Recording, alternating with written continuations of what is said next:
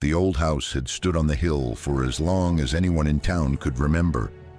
Locals whispered stories about it, tales of shadows moving in the windows and strange lights flickering in the dead of night.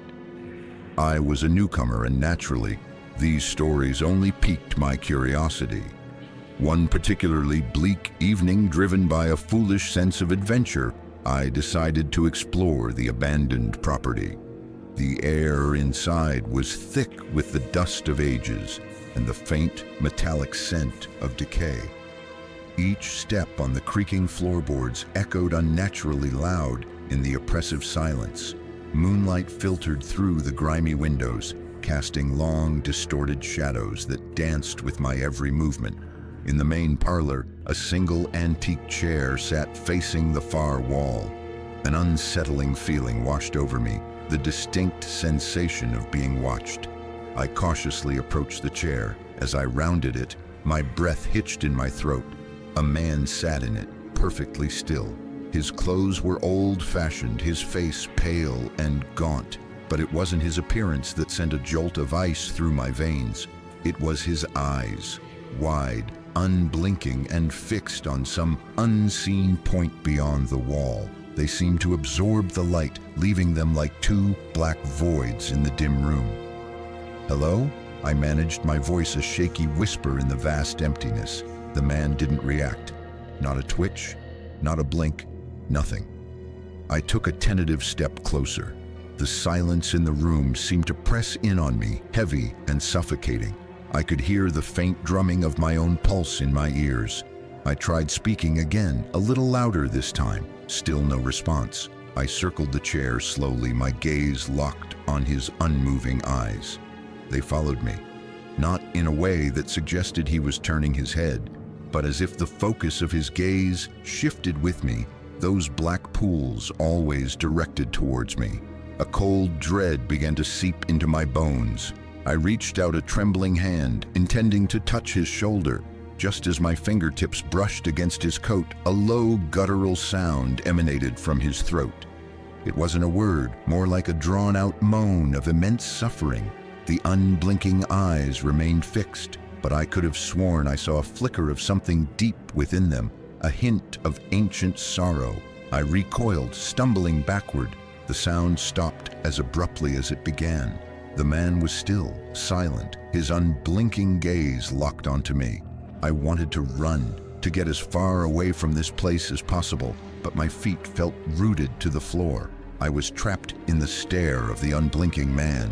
Suddenly, a new sound broke the silence, a soft, rhythmic scraping coming from the wall the man was facing. It was a subtle sound at first, like a fingernail gently scratching against plaster, but it grew steadily louder, more insistent. The unblinking man remained motionless, but his silent focus on that wall became unbearable. The scraping intensified, becoming a frenetic scratching, as if something desperate was trying to claw its way through the wall. Plaster dust began to fall, and a thin crack appeared, snaking its way down the surface. The unblinking man's gaze never wavered. His silence was now a deafening scream in my mind. The crack widened and the scratching became a furious tearing, and then a section of the wall burst inward, revealing a dark, gaping hole. The smell that wafted from the opening was indescribable, a cloying stench of putrefaction and something else, something ancient and profoundly wrong. From the darkness within the hole, I saw them. Pale, skeletal hands reaching out, their fingers long and bony. They grasped at the air as if searching for something. The unblinking man remained perfectly still, his eyes still fixed on the point where the wall had been. But now a single tear, black as ink, traced a path down his cheek. I finally found my legs. I turned and fled, not daring to look back. I didn't stop running until I was far from the old house on the hill, the sound of frantic scratching echoing in my nightmares. I never went back. I couldn't. I knew that behind those unblinking eyes was a horror far greater than anything I could comprehend, a horror that was now reaching out into the world. If you found yourself captivated by this tale, please consider giving it a like and subscribing for more unsettling stories.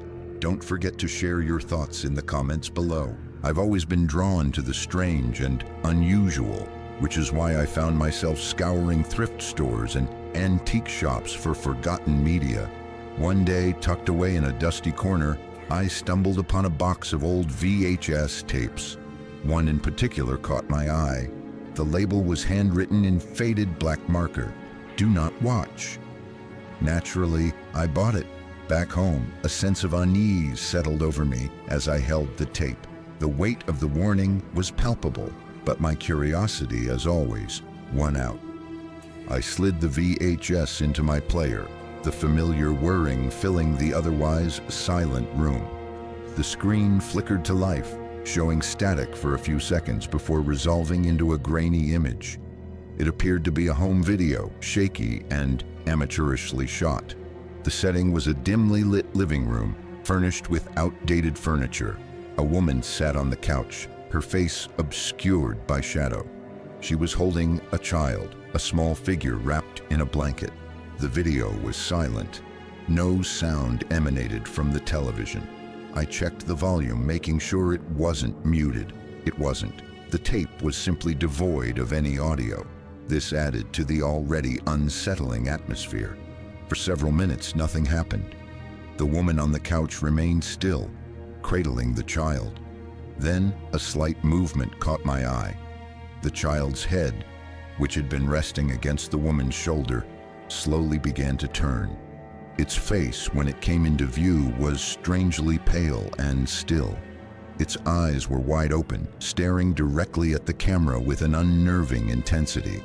The woman didn't react. She continued to sit motionless, seemingly unaware of the child's unsettling gaze. The silence in the video was broken only by the faint hum of my VCR. A chill ran down my spine. Something about this felt deeply wrong. Then the child's mouth slowly began to open. It stretched wider and wider, far beyond what seemed humanly possible. The movement was jerky and unnatural, like a puppet being manipulated by unseen strings. The woman still didn't move, her face remaining in shadow. As the child's mouth opened wider, revealing a black, gaping void, I noticed something else. The woman's body began to subtly convulse, small, jerky movements that gradually intensified. It looked as if she was trying to scream, but no sound was coming out. The child's black eyes remained fixed on the camera, its impossibly wide mouth still stretching. The silence on the tape felt thick and heavy, amplifying the visual horror unfolding on the screen. I wanted to turn it off, but I was frozen, unable to look away. Suddenly, the child's head tilted at an unnatural angle, and one of its arms, impossibly long and thin, reached out towards the camera. The image became blurry and distorted, as if the lens had been obstructed. The woman's convulsions became more violent, her body shaking uncontrollably, and then, just as suddenly as it began, the video cut to static. The screen remained a snowy field of white noise. The silence in my living room felt deafening. I ejected the tape, my hands trembling. I couldn't shake the feeling that I had witnessed something truly terrible, something that wasn't meant to be seen. I tried to rationalize it, telling myself it was just a creepy homemade film. But the unnerving stillness of the woman, the unnatural movements of the child, and that horrifying, silent scream haunted my thoughts. I tried to find some information about the tape, searching online for any mention of a "do not watch" VHS. I found nothing. It was as if the tape had materialized from thin air. Days turned into weeks, and the memory of the empty broadcast began to fade slightly, until one night I woke up to a faint, rhythmic clicking sound coming from the corner of my bedroom. It was the sound of my old VCR, the one I had used to watch the tape. I hadn't touched it since that night. It was unplugged, yet the clicking continued. I fumbled for my phone, the dim light illuminating the room. The VCR was indeed unplugged, but the tape, the do not watch tape, was inside. A cold dread washed over me, colder than anything I had ever felt. I could hear a faint sound coming from the VCR now, a low, almost imperceptible humming. The static on my phone screen seemed to flicker, even though it wasn't open. I backed away slowly, my eyes fixed on the VCR. The humming grew slightly louder, and then I heard it. A faint, high-pitched giggle. It sounded like a child. And then a voice, barely a whisper but chillingly clear, seemed to come from the darkness. "Are you watching?" I didn't wait to find out. I ran. I ran as fast as I could, leaving everything behind. I still don't know what was on that tape or what that voice wanted, but sometimes in the dead of night, I still hear that faint, high-pitched giggle, and I can't shake the feeling that somewhere, someone is still watching me. If you found yourself captivated by this tale, please consider giving it a like and subscribing for more unsettling stories. Don't forget to share your thoughts in the comments below. The old inn stood nestled deep within the woods, far from any main roads. It was known for its rustic charm and its even more famous isolation. I had booked a weekend getaway, seeking solitude and a break from the relentless noise of the city. When I arrived, I was the only guest. The innkeeper, a gaunt man with eyes that seemed to hold ancient secrets, showed me to my room on the 3rd floor. The room was quaint, with a large window overlooking the dense forest. As night fell, a profound silence enveloped the inn, broken only by the occasional creak of the old building settling. The first night passed uneventfully.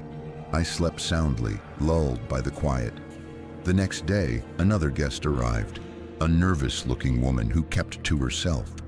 By the evening, a 3rd guest checked in, a jovial, elderly gentleman with a penchant for telling long, rambling stories. The inn felt a little less empty. That night, however, things began to feel off. I was awakened by a series of soft, rhythmic thuds coming from the room above me. It sounded like someone was pacing slowly back and forth. I checked the time. It was 3:17 a.m. I tried to ignore it, but the thudding continued, a steady, unsettling beat. The next morning, I mentioned the noise to the innkeeper during breakfast. He looked at me with a strange expression. "There's no room above yours, sir," he said, his voice low. "This inn only has 3 floors." I dismissed it as a trick of the old building, the sounds traveling in odd ways. That evening, as I sat in the dimly lit common room with the other 2 guests, the elderly gentleman began to tell a story about the inn. He claimed it was much older than anyone knew, and that there were whispers of a 4th guest, one who never truly left. He spoke of unexplained sounds in the night, cold spots in certain areas, and the feeling of being watched even when alone. The nervous woman across from us seemed to pale as he spoke. Later that night, the thudding returned. It was clearer this time, and it definitely seemed to be coming from directly above my ceiling. But it wasn't just thudding anymore. Mixed in with the rhythmic steps was a faint, dragging sound, like something heavy being pulled across the floor. Fear, cold and sharp, pierced through my initial curiosity. I lay in bed, straining my ears, the sounds above growing more erratic. The dragging intensified, followed by a series of muffled scraping noises, as if something was trying to claw its way down. Suddenly, a section of my ceiling began to bulge slightly. Plaster dust rained down on my bed. I scrambled out, my heart pounding in my chest. The bulging grew larger, and a network of fine cracks spiderwebbed across the surface. Then, with a sickening crack, a section of the ceiling gave way, and something fell through. It wasn't a person. It was a small wooden rocking horse, old and worn. Its painted eyes stared blankly up at me. A wave of icy air washed over me, carrying with it a faint, sweet smell like decaying flowers. I stared at the rocking horse, my mind reeling. There was no room above me, yet there it was. And then I heard it again. the soft, rhythmic thudding, this time coming from inside the walls. It was accompanied by a faint, childlike humming, a melody just out of reach of recognition. I grabbed my things and fled my room, not caring about the noise I made. I ran down the stairs, my only thought to get out of that inn. The other two guests were in the common room, their faces pale with terror. They had heard it too. As we stood by the front door, ready to escape into the night, the innkeeper appeared. His gaunt face was even more drawn than usual, his eyes filled with a deep, unsettling sadness. "Going so soon?" he asked, his voice barely a whisper. We didn't answer, our gazes fixed on the staircase. From the shadows at the top, a small figure began to descend. It was the size of a child, its form indistinct in the dim light. But the humming was clearer now, a mournful lullaby. And then we saw its feet, small, bare feet, their skin unnaturally pale, each step accompanied by a soft, rhythmic thud. The innkeeper sighed, a long, weary sound. "Always tries to leave," he murmured, his gaze fixed on the descending figure. "But this is her home now, and those who stay the night, they always become part of her games." The figure reached the bottom of the stairs and turned towards us. Its face was still obscured by shadow, but I could feel its gaze, cold and empty, fixed on me. And then it spoke, its voice a soft, innocent whisper that sent shivers down my spine. "Want to play?" We ran out into the darkness, the sound of soft, rhythmic thudding and a mournful lullaby fading behind us. I never looked back. I don't know what happened to the other two guests, but I know that in that old inn in the woods, there is always a fourth guest, and once you hear her, you can never truly leave. If you found yourself captivated by this tale, please consider giving it a like and subscribing for more unsettling stories. Don't forget to share your thoughts in the comments below.